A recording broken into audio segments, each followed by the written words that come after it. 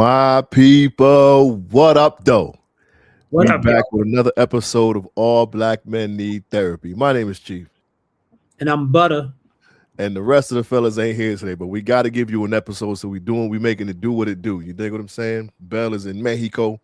Prentice going through some things, but Butta and I decided to keep the party rolling and give y'all some good energy and good conversation. So we're gonna do what it do. This kind of remind me of when Bell and I started. In the very beginning, it was just me and Bell having these conversations. So welcome, Butta. Actually, it's funny because you were on, I think, episode 4 when we just started. I don't know if you remember that conversation.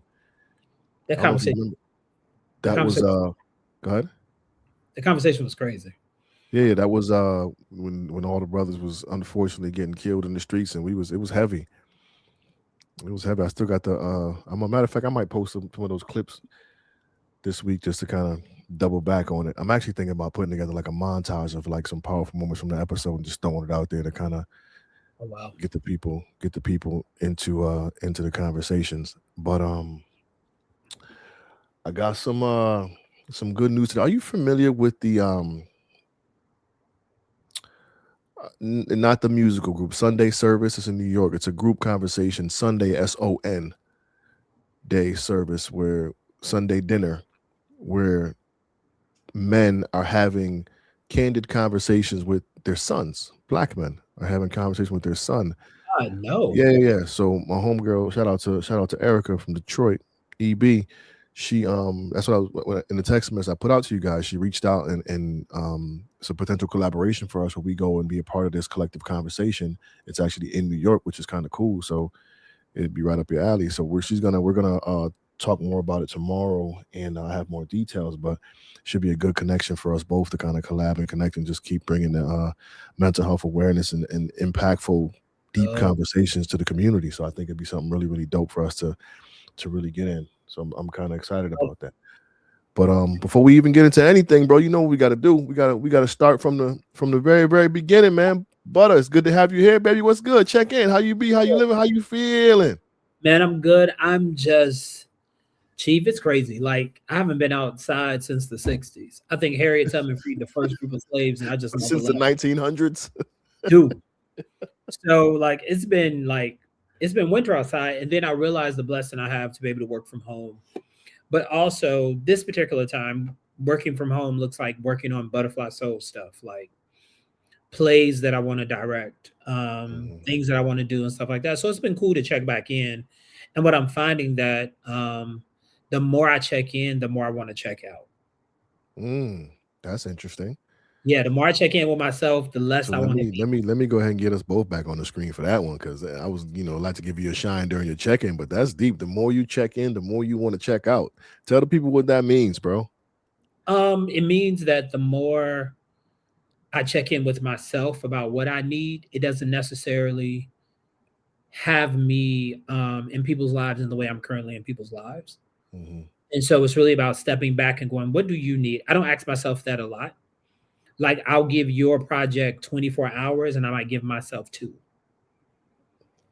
But it's really stopping and going, okay. And it's nothing on anybody but me. It's going, okay, what's important to you? What are you saying that's important to you? Has age played a part? Has life played a part? Where you're like, well, because I found myself going, well, I want everybody else to go. I've been through all that I've been through, so people won't, really pious and all that other stuff. But something woke up in me when I performed in Atlanta, and it's like, it's still in here, dog. And you got more to get. And then I have people like you who are amazing playwrights who I'm like, let's go. And then I have plays in me. I have some work in me that I wanna bring back Butterfly Soul for President, but then there's a piece I want to write about my uncle.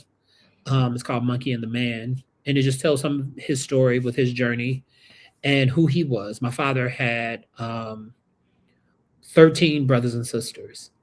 So my father was number 13 before he passed. And so he was the last one. And so I'm gonna share some of my uncle's story because my uncle was really pivotal in how he loved me and his intentionality around getting me to love my father. Got you. It's like, love your dad, man, love your dad. But the more I pour into myself, I don't feel rushed to have to support anybody or anything like that. And when people give me the soft, hey, how you doing? You know, it's not really like to check in to see how I'm doing. It's like, hey, how are you doing? And then it's like vomit, vomit, vomit, vomit, as opposed to, hey, how are you doing? Right. I literally said those exact words. We were speaking at a panel in Detroit, and I said those exact words, and that's Eric to the lady I just spoke about, Erica. And she asked the question. I said those exact words. So we're gonna pull you on. We're gonna have a conversation with you soon. So, but that's funny. Yeah. So But we gotta yes, take we gotta take more time to be intentional. We're gonna ask the question. We do it in passing, and not in sincerity. yeah, we don't wait to hear it. And I think I've made the mistake of having people think I'm okay. I don't think it's a mistake. I think it's part of how we are wired. Oh yeah. You know, we're okay, and because we're expected to be, and because we're men, because we're black men, and that's what the expectation of us. When they go, "How are you doing?" You go, "Actually, I'm struggling right now." It'll catch somebody off guard. They don't even know how to respond to that. So we just go with the status quo. No, we good. Oh yeah. If y'all get a chance Meanwhile, to listen to some of our old conversations, they've been gut punches for me. These last couple of like conversations we've been having, I've been like, oh, no, that's the beautiful thing about having these conversations, having a platform to do so, having a brotherhood who's willing to listen and offer advice. I mean, I think, or offer support, I should say. I think it's been, the platform has been monumental for me, just because literally every episode there's always a nugget that you take home with you, and there's some deep exploration that happens within you, and you continue to grow. And I think the hardest part about it all is hearing the hard truths about yourself and being able to address them in real time and stay consistent with that, so we're not continuing to feed ourselves lies and skirt around the truth and make excuses. You dig? my word for the year is integrity, and it's been kicking my ass. Yeah, you've been holding strong to it. Well, I have to. I can't continue to lie to myself in areas where I need to like face it. And we know that the work isn't where we avoid. And Mhm. so it's me going, okay, you've avoided this up to this point. Are you okay with the results? Yeah. And if you're not okay with yourselves, to do something different. Come on, Chief, check in. What's going Okay. on? I gotta always start with the children. They're happy and healthy. No complaints there. I do. I had a little scare this weekend, bro. Wait, what I had a happened? little scare because they say, we all got a bunch of different problems here and there. You got this problem, you got that problem, but when you have a health problem, you only have one problem. That's it. Everything else goes out the window. So I ended up getting stuck at work over the course of the weekend at the hospital, and just because of the snowstorm, you just couldn't go nowhere. So I'm like, let me, if I'm gonna be here, I might as well get this money. So I go there and I get stuck at work for. I went in Sunday at 7 a.m. Yeah. and didn't come home until Monday at midnight. Wow. Midnight So into Tuesday. midnight into Tuesday. Sheesh. Yes. So I was, just with it being so short, because people couldn't make it in. You know what I'm saying? They kept whatever staff was there on Thursday. It was like, the building is frozen. You cannot leave. I mean, Saturday night. So when you come Sunday morning, the third shifters had to work first shift, then they worked 4 hours into second shift, and they got a 4-hour nap and had to get right back on the floor. So Oh, I wow. worked first into second, 4 hours of third shift, slept from 3:30 to like 6:30, got up, took a shower, and went back on the floor. And when I went to take a shower, I had looked down at my legs, and like my shins and calf was like swollen, like to the point where when you press it, you get the edema in your leg. Like I had the knot. I'm like, that's a circulation thing, like that's a circulatory Yeah. thing, like something. But my man's like, yeah, I got that before, blah blah blah. And I'm like, bro, I'm relatively healthy. Like I don't really, you know what I'm saying? Like I don't have, I haven't had the common cold in 20 years, 25 years. Not even joking with you. Like I'm super healthy. So whenever something of concern is there, I like turn into a hypochondriac almost. You know what I'm saying? So I'm like, yo, what's going on? So I'm looking at my leg, and I touch my leg, and it indents, and you can see the fingerprint in my leg, and I'm like, that ain't good. It ain't okay. So I, Google, you hit Google, and Google tell you all the worst shit in the world. So I'm like, and they say it could Yeah. be a circulatory thing, and I've had some heart issues in the past. So I'm like, oh God, my heart ain't pumping down to my legs, and so I'm low key anxious over here. So, just reading about it, say lay down, put your feet up or whatever. So I put my feet up, and it's cool. I go home Monday night. I get a good night's rest, a decent night's rest. 'Cause I was back in that bitch on Tuesday morning. But I got a decent night's rest, and I wake up and my legs they're normal. I don't have the the edema no more in my leg, so I'm feeling good. But I'm like, nah, calling the doctor. You know what I'm saying? So my uncle Trevor is a doctor. So I hit him. I sent him the video. I took a video when I was, putting the impressions in my leg. And he's explaining it to me. He's like, yeah, just make sure you get checked out. But that's what happened when I was literally on my feet for like 30 hours. Yeah, like at some You know what I'm saying? point you're gonna swell, and then when you're on your feet that much, and you probably were snacking at some point. Terribly. Yeah, so the sodium, right? Even if it's sugary, we never pay attention to the sodium. Like a honey bun has 700 grams of sodium. Yeah. So you want to. That's what your body was just telling you. Hey, we older. Yeah. My mock him, nigga, you old now. So kept saying like, you're almost 50. Like, chill out, shorty. Yeah, your leg was like, remember that time? This ain't that one. Right?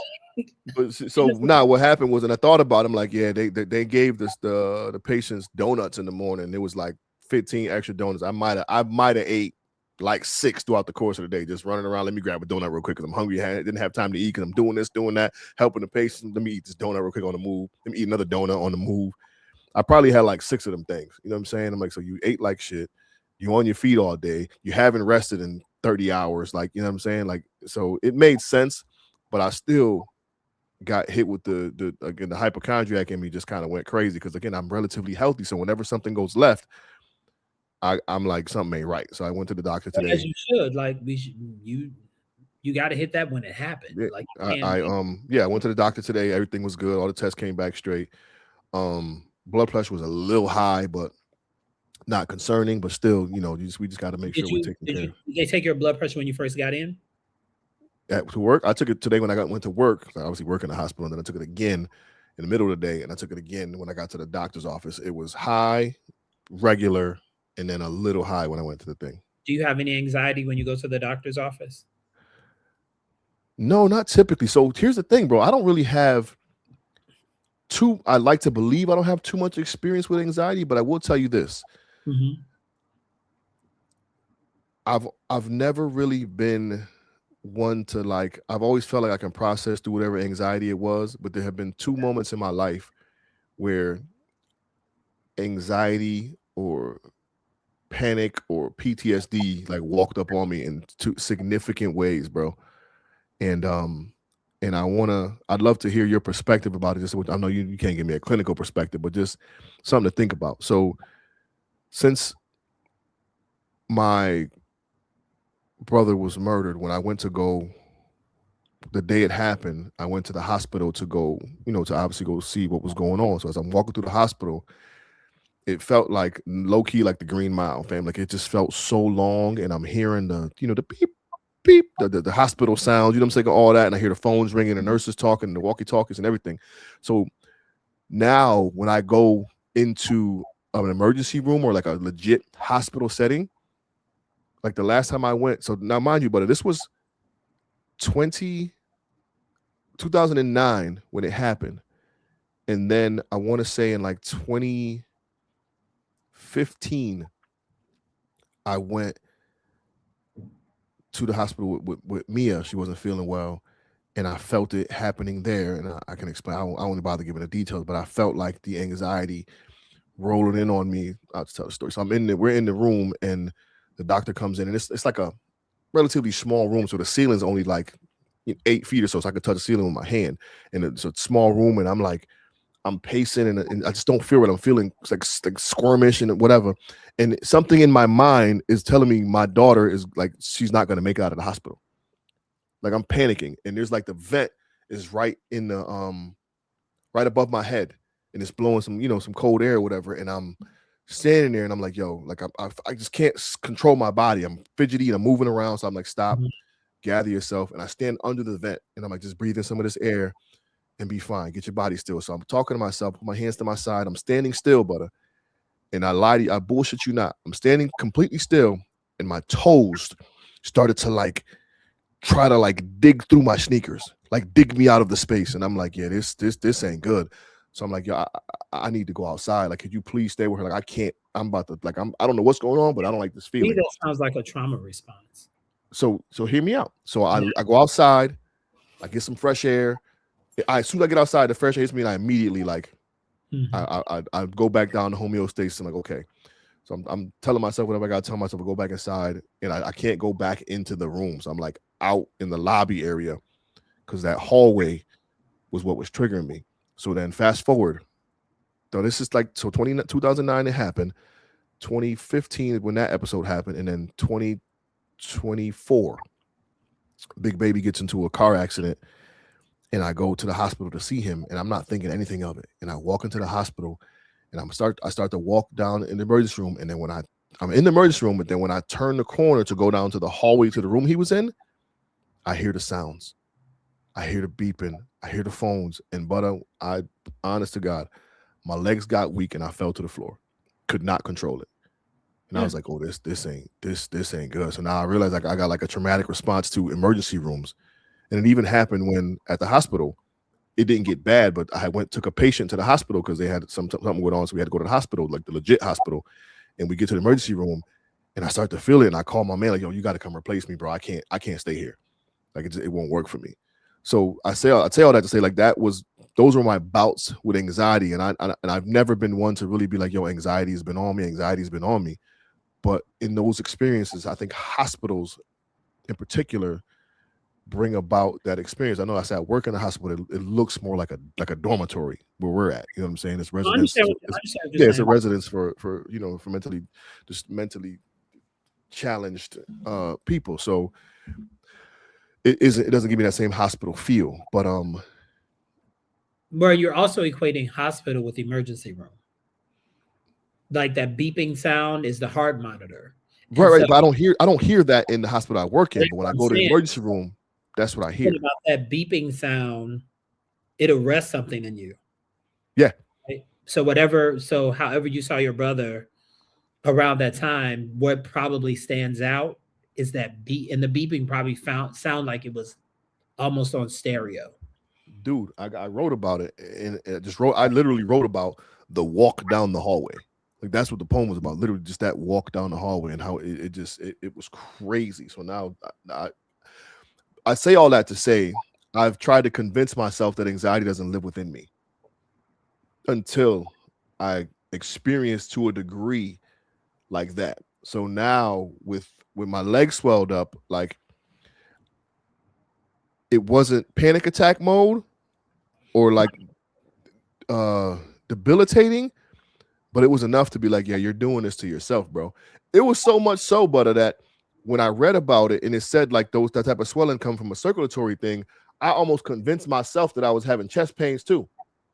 Yeah, that's not about right.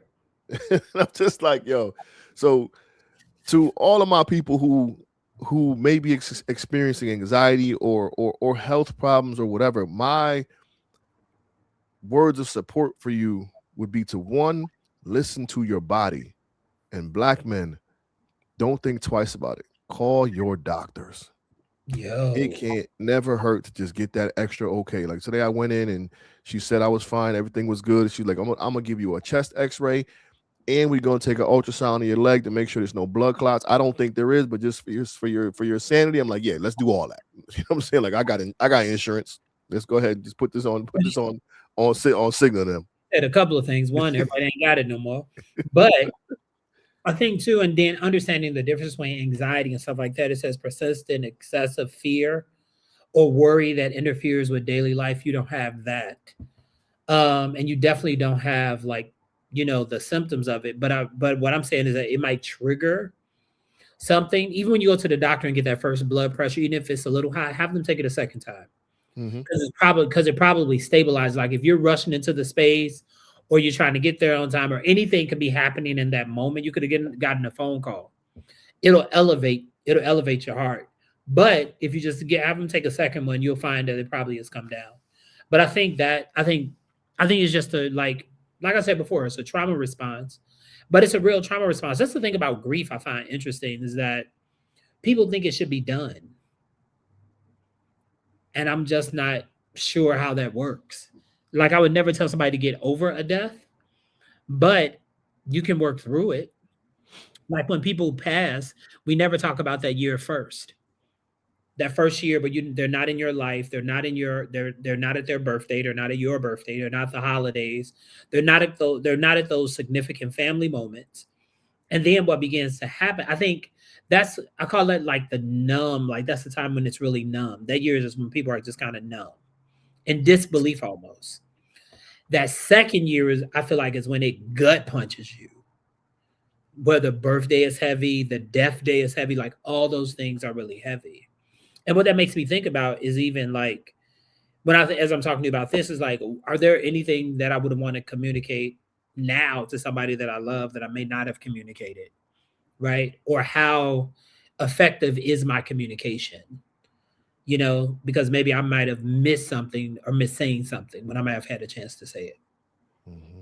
Yo, Yeah. it's funny you mentioned that. I didn't think about you, but I'm gonna call on you. I need your help because I try to, and for y'all listening, you're gonna have to bear with these stories. Hopefully you pull something from it and take it away and get to the topic yet, but you're gonna have to ride this wave with us because this is how we process. But there's been some quarreling going on in my family. Like Mm-hmm. cousins ain't speaking, aunts and nieces and nephews ain't speaking, and it's super uncomfortable. And it's my generation with the previous generation before me, and they're not seeing eye to eye, and people are super stubborn and don't want to be open to perspective. They believe what they believe, and that's it. Mm-hmm. So I got one family member who was basically two family members, right? They Yeah. both have children. The children get into a disagreement, and the family members basically defend their children. But now ain't none of them talking. And it's like it had nothing to do with y'all, but I can understand like you was defending your kid, you was defending your kid, and it is what it is. Like you know what I'm saying? But they can't see eye to eye, and it's super frustrating because I spoke to one of the family members today, and I'm like, listen, Shorty called me and was like she misses you. Nah, fuck that, fuck this. It's like, come on, like you're not hearing me. Like it ain't worth whatever the beef is about at all. She's Has like, anybody talked to the children? huh? Has anybody talked to the children that had the incident or whatever? What do you mean by has anybody talked? Anybody like who? I mean, like since that incident has happened, has anybody talked to them about where they are with each other? Um, Like, have they resolved anything? it's been a brief like it is what it is. This is where I'm at, and f them. That's what it is. It's like I'm not. I don't need to talk to them. And So it's people like, are come on, like this ain't how we operate. And I'm so like not the gossiper type of cat. I'm like, I don't want to hear none of that. Like I don't y'all that ain't got nothing to do with me. Y'all figure it out on your own. But now when my cousin called me and was like, yo, like I miss her. Like we talk every day, and now we don't even talk. yeah. And what we understand about time is that time is short. It occurs long until you get that phone call. Yeah, but so my question is how do we get not our elders to listen and break through that mold of this is how I see it, and it is what it is. Like there is no it was so frustrating trying to have the conversation that I'm like, you know what, forget it. Well, and I think that's what we grow accustomed to. We grow accustomed to the forget it. And then we forget it, we forget it, we forget it, but it's not forgotten. It's just sitting waiting for another situation or event to pile on that. Um I would, I would encourage that person to reach out. The person who called me and said they miss, I would call I I would think I think people are blocked. Like it got to that point where they're just blocked on phones, and like there's almost no way to we contact probably them. have said some things that we didn't mean to say. It probably got ugly because you know your family. They ain't punks by any stretch of the imagination. Hmm. And y'all fight for y'all children in a real way. All day. Yeah. So And I'm some just like, things yo, some things might have been said. Some historical things might have been brought up that have nothing to do with you all. But I still, even in the blocking of it, You know, because it sounds like people want to be right about how wrong everybody else is, and we're all right. We're never wrong, and then we go get evidence of how right we are to stay in that. But I Listen, if still that say, but I still say that person who reached out, I think it's an opportunity for them to get to reach past you, whether they're blocked or not. It's a way. Come on now, if we want to find somebody, we'll find them. and it was literally one of them, like the conversation wasn't, oh, by the way, it was, hey, are you free? I need to vent. Yeah, You know what I'm it's. saying? I love how you love your family, but I also want people to be responsible for their part in it. You know what I'm saying? Like you don't get to hold the resolve and the injury. Mm-hmm. Like everybody gets to play a part, and I'm not even saying anybody's wrong or right. I'm just saying like how important is family? It's 2026. People are being snatched off the street, And shot in that's the face. and speaking to the other party, it was, well, that's my family. Well, yeah, we are family. Like, what part am I not getting here? Like, yeah, you were defending your family, she was defending her family, but you forget that we're all family. Yeah, yeah. And you don't necessarily know how life has been for either of them in the way of how they see themselves up against that person. Mm-hmm. Like, is there a comparison thing? You always like that. You get what I'm saying? 100%. Like the historical stuff that they may have between each other. This just was an opportunity to get their stuff off. And when they had the chance to get their stuff off, it was like, and there, and I said it. Oh wait, I forgot we related. I'm gonna have to see you again. Right. But that ain't happened in a while, and I just find myself in the middle, and I'm it's super frustrating. So that kind of segues into one of the things that we want to talk about. We doubled back on a conversation, y'all, and it was about apologizing and making peace with the people you've wronged or that have wronged you. So before we get into the forgiveness component of it, it's just literally about apologizing. And we did this episode in the past, but I don't think Butta was a part of this, and I do believe he can offer some insight and different perspective on it. So there's some stats on it, Butta. You ready? Yeah. It says 12% of people apologize daily, 17% weekly, 9% monthly for things outside of their control. 48% of people say their apologies are sometimes or rarely sincere. Women apologize slightly more than men on average, but the gap isn't as large as people think. And the perceptions are people who apologize more often are seen as more friendly and moral. People who are less narcissistic have more empathy and are more likely to apologize. And learning to apologize after an accidental moral transgression is important for children, which I wholeheartedly agree. So in the conversation we had a while ago, the first question I asked was, were you ever taught how to apologize? I know you were taught to apologize, but were you ever taught how? No. Okay. I was never taught how.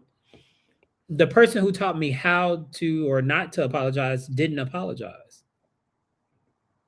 Fair.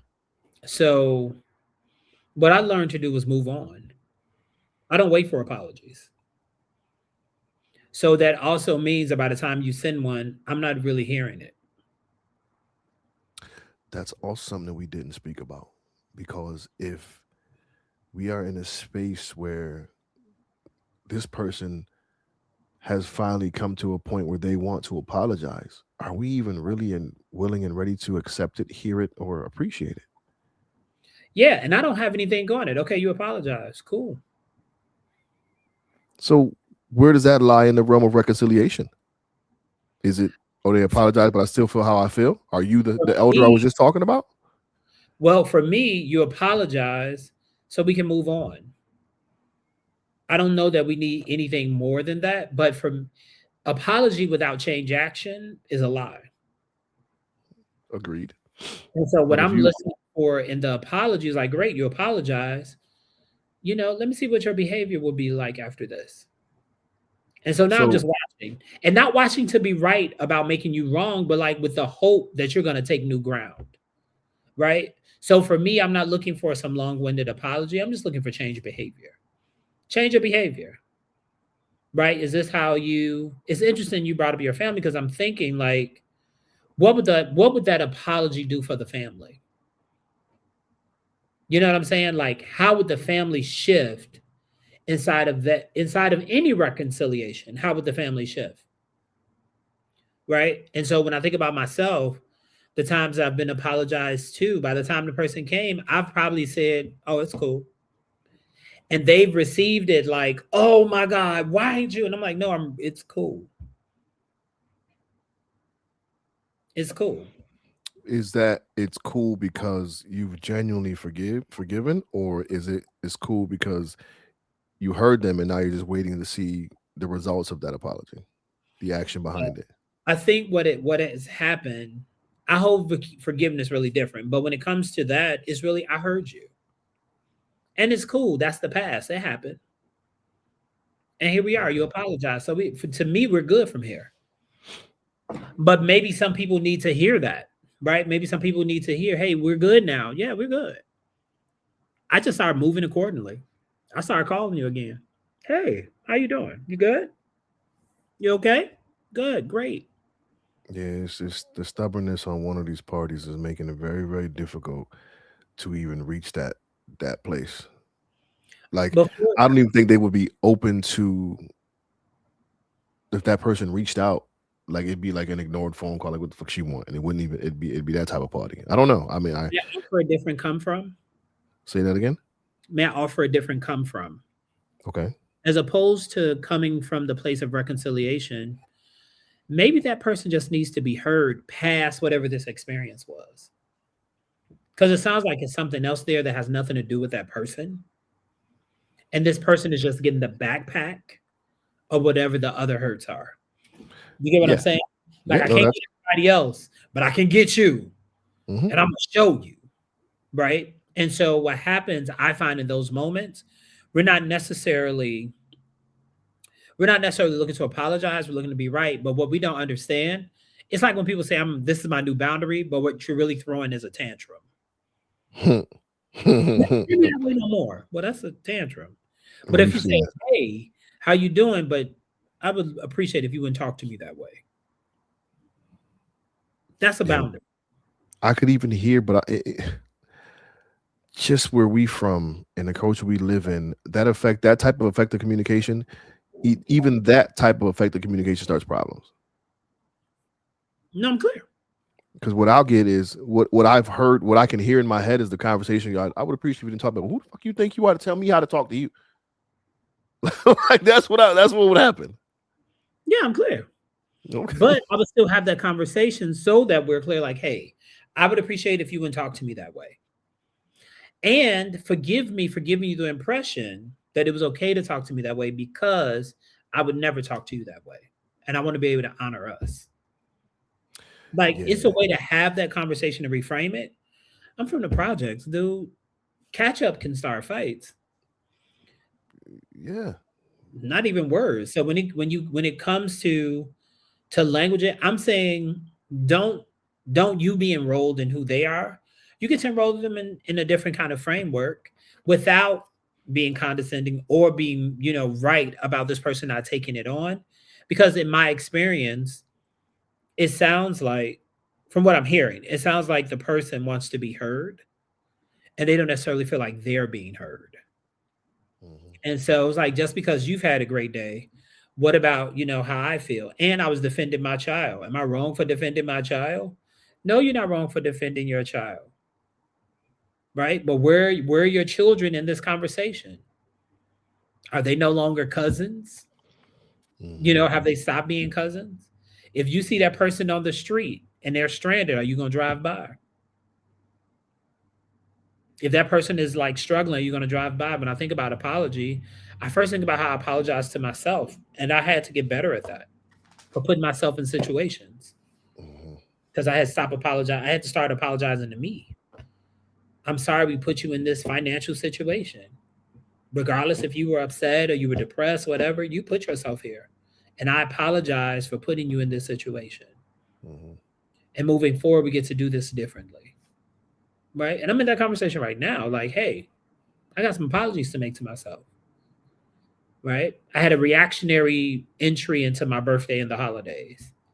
I hadn't felt the way I felt in years. But I felt crazy alone, and I was like, I know what to do. I know what to make me feel better. Stuff. Oh, when it got stuff. Right. You know, when it got stuff, and then I had to apologize, like, bro, you did it again. Mm. Like, I thought we said we were going to work on this. And then I had to be gentle and kind with myself. And then, you know, and I'm supporting other people while doing it. And then I looked up and was like, damn, I want to get this done for myself, and I didn't do it. But then when I look at how now in times where I have apologized and it wasn't received, I just had a situation recently where I made a comment. The person got up in arms, but all I said was, hello, I met your daughter. However they felt, they went off. And I was like, oh, that ain't about me. Yeah, but it's hard to pick up that it ain't about me in the moment, because I've definitely caught the latter end of a lot of those spaz sessions. Like, oh, this ain't about me. Yeah, And this ain't about me. And I gotta let it rock. Like, I'm not gonna, don't say anything, Sonny. You got it. and a lot of people don't have that, because it took me a while to kind of be like, yo, like, why are you talking to me like that, rather than being like, oh, this ain't got nothing to do with me. And see, in those situations, because I've grown up in trauma, you don't get to come back and apologize. I held space for you. We're good. Yeah, but that's hard, Butta. That's hard to do. Like, it baffles me, because owning it, apologizing is hard. It's difficult. Excuse me. It's difficult for a lot of people, and when they finally muster up the gumption to do so, and they're met with the backlash or the resistance or whatever, it's like, come on, like, think about what that does to people. I get that, but I also recognize just because I want to apologize now don't mean you necessarily have to be ready. So what, I apologize. If you weren't ready for it, you just weren't ready for it. And I have to respect that also. Like, Now, we just can't assume that because you're ready to apologize that it's over. That's what I'm saying. You got to check in and be like, where is this person at? Have you ever received a text message and it pissed you off, but all you did was read the text message? You don't know the intent that it was sent. yeah. Something like good morning. If you're having a bad day, good morning could be like, how you know my morning good? Depending on where you are. And so it's always left up to the person interpreting it. And so and the moment we interpret a thing, we become the interpretation. So however she feels about, you know, this person may feel like she's been wronged by family a lot. I'm assuming these are women. Yeah. That was in Texas. Well, I said her and her, so you got, I mean, Right. Okay, thank you. Saved. But that I didn't even hear her and her. I just heard okay. family. I'm just gonna, see, that's what integrity is doing. But anyway. So Listen, I respect that, because what the struggle we're having in, I guess, society today is people aren't able to look in the mirror and identify those things about themselves. Even more so, they aren't able to catch themselves in the moment and correct it. That has been a super difficult challenge for every single one of my students and people I encounter in the midst of difficulty. Catching themselves in the moment and going, I shouldn't do that. I shouldn't have said that. Let me stop here. Doesn't happen. Integrity's cousin, authenticity. When I'm out of integrity, I'm actually being inauthentic. And I don't like the feeling of being inauthentic given what my life has been. I'll never be inauthentic. And so integrity showed up in a real way, especially after that conversation with Bell and about his word for the year. I was like, wow.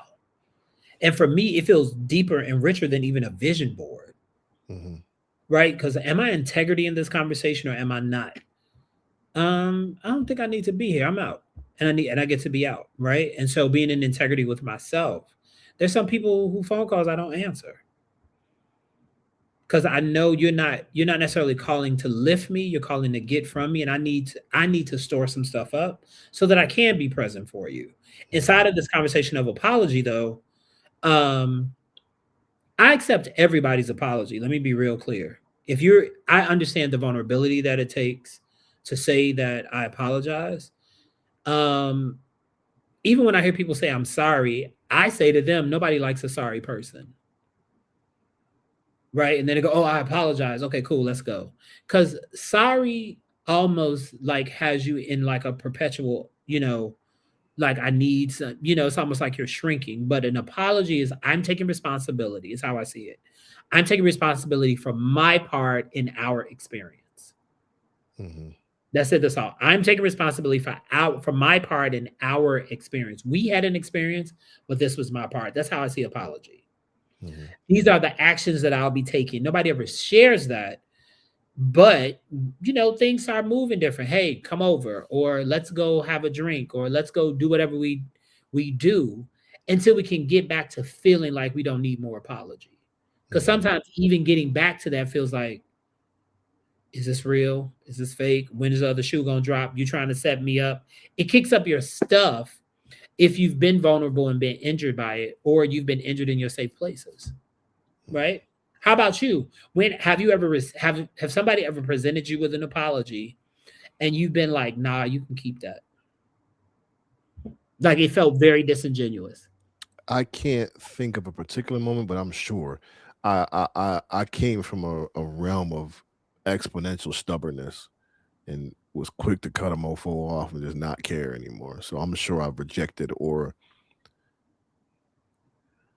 disingenuinely accepted it and kept it pushing. Like, oh, okay, that's cool, and just never dealt with him again because I made up my mind.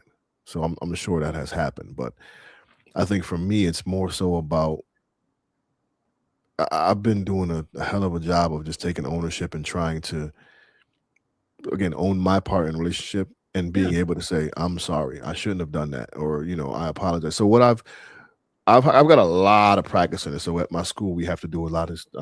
If you're familiar with restorative practices, but we have these conversations, and there's literal guidelines. Why are you apologizing? What harm did it do to the other person? Like, what do how do you think you could mend this, and so on and so forth. So we have these legit conversations, and you're right. Those I'm sorry doesn't always quite cut it. Like I'm sorry for blah blah blah blah blah. Even though the explanation behind it and understanding of why you're apologizing, it may land a little bit differently. But just to kids say sorry, and that's the end of it. Question: how are you defining restorative? In so it's people hear the word restorative and think that the relationship has been restored, and I'm not sure that always happens that way. So from my perspective, the restorative first starts with accountability. In my mind, so the restorative part is taking accountability for your part in it, Mm-hmm. and then we move towards making amends. And you can have a restorative conversation, and I can say, Butta, listen, the way I spoke to you wasn't okay. I raised my voice. I said some things about you I shouldn't have said about you, and I didn't like that about me, and I won't do that again. I need you to know that. There was no apology in there. I didn't say I was sorry. I didn't say I apologize. I told you I recognize my behavior, and I won't do it again. So if I do it again, it kind of saves, in my head at least, it kind of saves you a little bit of space. Because you know what? Last time I told you I recognize what I did. This time I actually feel bad. I'm sorry. I apologize for speaking like that, and I'm really, really, sincere about working on this and being better for the sake of our relationship. See, you just kicked up something for me Okay. because that I would want that more than I would want an apology. The The acknowledgement acknowledgement of your behavior mhm. and how I was wronged gives me an opportunity to clear off of it. Okay, cool. Be clear. You were clear. I'm clear. Let's go. As opposed to I apologize. And you're like, my dad apologized, but he never showed up. Mhm. Mhm. Right. We also are looking at the history of apology. People have apologized and hurt you again. So For sure. apology sometimes loses weight, and I don't think people really trust it. Which so I just told that story because sometimes I tell my students, like, you save the apology for the big stuff. Like, because your girl gonna be like, oh, you did this, that, and the third, and you always saying sorry. Well, actually, last time I didn't really say I was sorry. I caught myself and told you I didn't like what I did. This time I'm actually sorry and I feel bad. So maybe the apology holds a little bit more weight second time around. I don't know, but the kids are, because my students are so reluctant to say the words I'm sorry or say I apologize. It's always a lot easier to teach them how to make amends. Here's the other thing that we don't do really well with restorative practices. How would you define practice? Is in general, like, just repetition. Repetition in general. How much of the staff, when you were doing that, practice restorative practices with each other? So it's different in my building. So we have a really unique setting. I only have 7 staff members in my building. So we're a real small crew. So it's a little bit different, but we have open and candid conversations quite often. No. That's not what I'm saying. No, yeah. So often, to answer your question, often. Beautiful. And so how often do the students hear you all apologize to each other? I'm not sure if they're privy to those conversations often as we have them. Yeah. I don't think they need to be privy to the conversation. Even like walking by and be like, hey, Chief, I just wanted to say I apologize for our conversation earlier. Are we good? So that they can actually, because sometimes I think with young people, especially with the age of like see it. Mm-hmm. Sometimes they need to have it modeled. Yeah, I don't disagree with that. Because I think we do restorative practice. Like the prime example is you're doing restorative practices with a group of people who have not been restored historically. Mm-hmm. They haven't been restored. Men have done them wrong. Society have done them wrong. Where they live have done them wrong. Right? If they've ever needed some type of resource, they've not been restored to whole. Mm-hmm. And then you got a whole nother group of people that are like, well, why is that our responsibility to restore you? Because there's no accountability for breaking your lineage. And then we're taught to fight, and then we fight in families thinking that we can hold a grudge. It took me losing classmates to get, and I wasn't mad at none of them. Damn, I'm at the age where my friends are on obituaries, dog. My high school peers are on obituary, and I'm talking about, my fear was like, damn, if I'd have stayed in Chicago, would I've died from cancer or diabetes? That was a real fear, like most of 2024. If I learned about one death, I promise you I learned about 10 or 11. I'm not even joking. And it shifted how I come to those conversations with people. And sometimes I'll hold people in place. I won't even call you. Just in my mind, okay, you're good. You're where you need to be. I got you. Right. Just pick up. But I don't know. That person on the other side going, you don't mess with me. You don't care about me. And I'm like, yo, how do I, like, what apology will change my behavior? Because I'm somebody that isolates. I like to be by myself. I enjoy my company. Mm-hmm. When we get off this call, I'm about to start this new book I found. Right? So I'm like, ooh. And I have the opportunity to have this conversation, the audacity to be able to talk about Black men needing therapy today. But it took 2 white people being murdered for the world to be an upset. Which is, I'm actually, matter of fact, when we get off this, I'm gonna share with you the pieces of this new joint I'm working on. Ooh, I'm in a good spot right now. I'm like, for me, when you talk about restorative, I had to double back and be like, yo, those women haven't been restored. No, that's fair. The one that came to you, I can bet you dollars to donuts, she's always the first to apologize. Like always. I don't know. We haven't. I mean, there's no room in her relationships where she is trying to save the relationships. She has said, you know what? Fuck it. I'm sorry.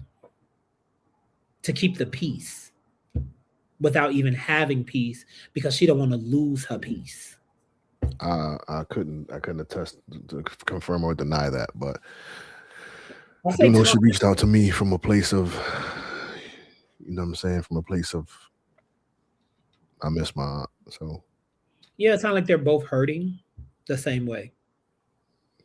They're just languaging it in very different ways.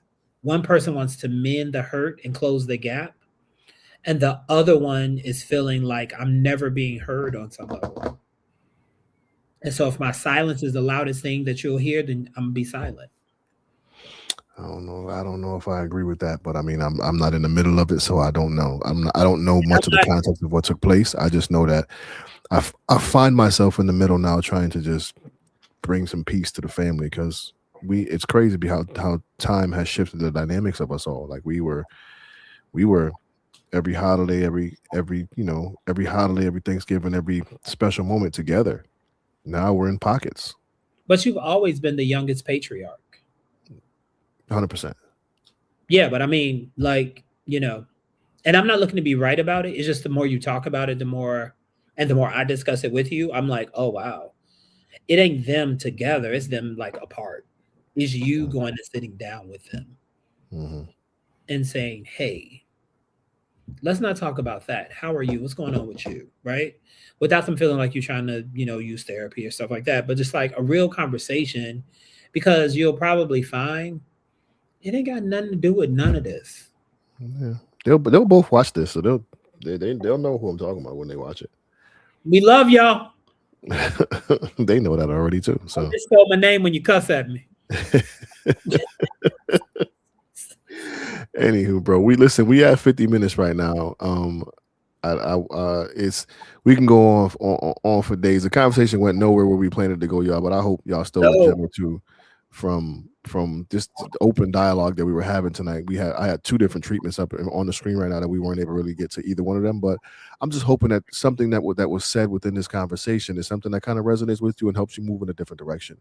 Um, I want to acknowledge though your vulnerability. This is what I love about this podcast. I want to acknowledge that you brought that conversation, and I'm clear that it's not like something casual for you. It's sitting in you mhm, in a real way, and I completely appreciate how you hold family, being family to you, being chosen family. mhm, And so sharing blood with you, listening to you say, "Hey, I want to resolve this." Um, and I think when you talk about forgiveness, forgiveness tells you what to do in the word is for the giving, mhm, right? But you got to forgive yourself. That's the crazy part. You got to do it this way before you can do it that way. And so when you're forgiving yourself, mhm, right? I said some things I probably shouldn't have said to my auntie. Okay, I'm bugging. This the auntie that probably had my back at some point. mhm, um, you're ungrateful because I had your back at some point. No, because you don't get to do me that way. But I couldn't say it to the people that heard me before. And since you're here to listen, I'm saying it to you, not realizing I'm dumping all this stuff on you. Right. And I think the other thing that might be missing in all of our conversation is gratitude. What are we grateful for? Are you grateful for this family? Because yeah. everybody ain't got y'all. The way y'all, I'm still, your mama don't even eat fish no more, but fish and grit, them fish and grits changed my whole life. There were times when I was at my lowest. The plate of fish and grits. These just be like, because she had that special ingredient called love. Mhm, You can't buy it in stores, you can't find it. And they were the same every single time. They were all, it's like they got better and better. And I'm sure she didn't change anything up, mhm, but it seemed like we laughed louder. Like it was more stuff we were creating, but that was because there was also a willing, oh wow, there was also a place where we were all looking to heal something. whether consciously or subconsciously, it was being done. But if you think about that time, we were all Mhm, looking to heal, mhm, right? We were all, if you think about everybody in that room, like in the kitchen, even down to the baby, we were all looking to heal something. mhm. And something about that moment, as simple as that breakfast. I remember coming into card parties Mhm. and be like, yo, like you got your grandmama, your mama, and your grandma, like the greats and the like, and I would be like, yo, this Yeah, should be recorded. that dynamic hasn't been in quite some time. Well, you also are under repair, no pun intended. Mhm. I think as you're restoring, I think some of our next conversation gets to be what restoration looks like. Yeah, Because I think as long as there's a place to gather, people will come and gather. And you've always been the safe place to gather. indeed. And you mentioned you thanking me for being vulnerable, and I think I've grown into a space where I'm so comfortable with the exposition of vulnerability, which is why I often find myself on the hot seat on the podcast because I'm just like, this is how I'm feeling, this is what's going on. I put it out there, and but it's it's done more justice for me than it's done damage. And if that's any consolation to anybody listening, like it's super uncomfortable. That was another conversation we were talking about before, just pushing yourself out of your comfort zone. And I think I it took me a while to step into vulnerability, but when I got there, I realized what it did and does for me, that I've made a home there and I'm comfortable opening the doors and inviting people in this home of vulnerability, because it's helped me become a better man. I think the more men lower that guard and step into a place that says, I'm not okay, I need help, or can I bounce this off of you real quick because I'm going through some things, it puts us in a better and special place. So It does. And vulnerability is risk. It's emotional exposure and things like that. And if you're willing to risk that, right, then you're okay. But I find the more vulnerable you are, the less injury you have mm, emotionally. mm, Because you're like, I put that out there. You can't use it against me. And we know secrets hold shame. mm, As long mm, as you have a secret, and people think they're using that, they can use your secret against you. What they're using against you is your shame. mm, You have shame in that. You know you ain't got that kind of money, shame. mm. You know you like this or that, shame. Like there's a lot of shame involved. But I think I really want us to talk about what it means to be restored as a unit. Because I think that's the other piece. I think what you have me leaning into quite vulnerably in this moment is restoration, Mhm, and what happens in the absence of restoration,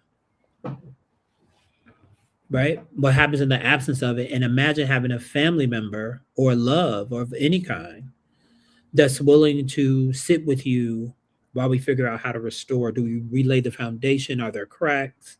Do we put this pillar up to keep the walls up? Like you're actively going in as a carpenter and a builder, right? But the people who have the supplies have to come to the table and say, I'm ready to build. I just shared with you, but a a Google Doc that from our treatments. So feel free to make a copy, and then just you can create your own treatment in there, but it's just a template of how we do it, and write the treatment for the restored thing, and we can definitely have that conversation. I do want to give a quick shout out to my man. I believe his name was Isaiah. Had hit us up a while ago, and I told him we'd be talking about his topic. Isaiah, we're coming, but I want to get the whole band together so we can have that conversation for you. So stay tuned; it'll happen sooner than later. Yeah, don't But give me I'll the see, man. secret. Let's, huh, What's the huh? topic? What's the topic? That was the losing family because of trauma. Yeah, we gotta Yeah, wait for the fellas. yeah, gonna put all that together. But yeah, we're still gonna have that conversation. But yeah, brother, man, let's go into this final thoughts, man. Today's episode. Talk to me, man. My final thoughts are um, apology should be met with action. So if you're apologizing for something that may have occurred, what is your commitment to change behavior? And then the intention around restoring the family, restoring the relationship. What is the intention in that? Like, do you want to restore this? Do you love me enough or love us enough to restore us? And re means to do over, and store implies that there's already been something up that we've stored up as far as love, and all we're doing is restoring. So we're adding to what's already been stored is what's coming up for me. So my final thoughts are apology inside of restoration. That's dope. That's dope.